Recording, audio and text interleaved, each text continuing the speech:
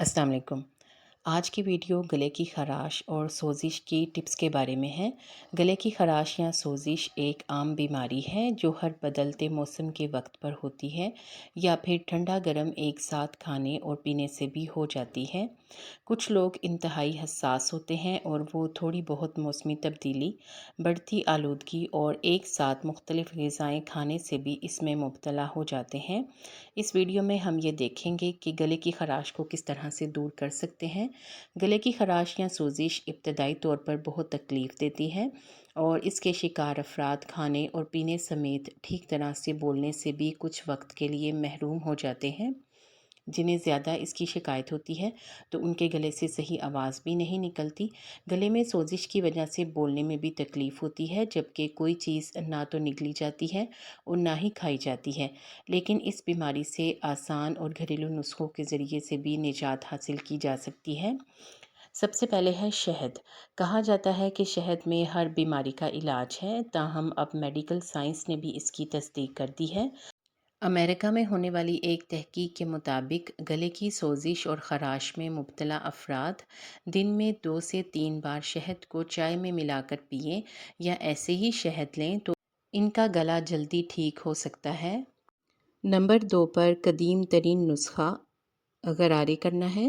نمکین پانی کے غرارے، یہ نسخہ تو برصغیر میں سالوں سے آزمایا جا رہا ہے اور اس کے کئی خاطر خواہ نتائج بھی برآمد ہوتے ہیں۔ ماہرین کے مطابق نمکین نیم گرم پانی کے غرارے کرنے سے گلے میں موجود زہریلے بیکٹیریا کا خاتمہ ہو جاتا ہے جو کہ سوزش اور خراش کا باعث بنتے ہیں۔ نیم گرم پانی کے علاوہ میٹھے سوڈے کے پانی کے غرارے بھی کیے جاتے ہیں۔ سوڈا پانی کے غرارے، نمکین پانی کی طرح بیکنگ سوڈا یا پھر میٹھا سوڈا کو نیم گرم پانی میں ملا کر غرارے کرنا بھی گلے کی خراش اور سوزش میں فائدہ مند ثابت ہوتا ہے۔ ماہرین کے مطابق اگر 1 کپ پانی میں نصف چائے کے چمچ یعنی آدھا چائے کے چمچ جتنا بیکنگ سوڈا اور اتنا ہی نمک ملا کر غرارے کیے جائیں تو جلدی شفا ہوگی، یعنی کہ بیکنگ سوڈا اور نمک دونوں کو ملایا جائے تو اس سے جلدی فائدہ ہو سکتا ہے۔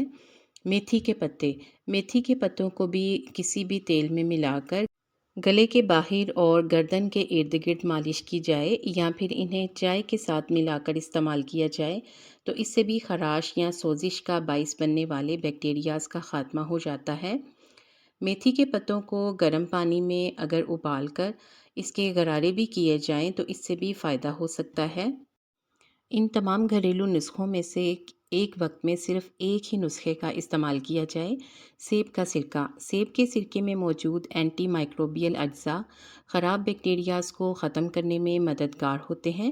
اگر 1 کپ نیم گرم پانی میں 1 چائے کے چمچ کے برابر سیب کا سرکہ ڈال کر غرارے کیے جائیں تو گلے کی خراش اور سوزش میں بھی فائدہ ملے گا۔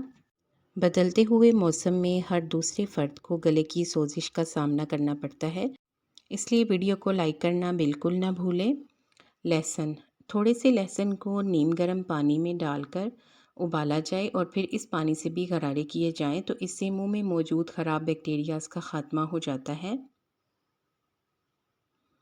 اس کے علاوہ اگر لہسن کی مدد سے ٹوتھ برش کو بھی معمول بنایا جائے تو اس سے نہ صرف دانت مضبوط ہوتے ہیں بلکہ سانس کی بدبو کا بھی خاتمہ ہو جاتا ہے اور گلے کی سوزش اور خراش میں بھی فائدہ ہوتا ہے۔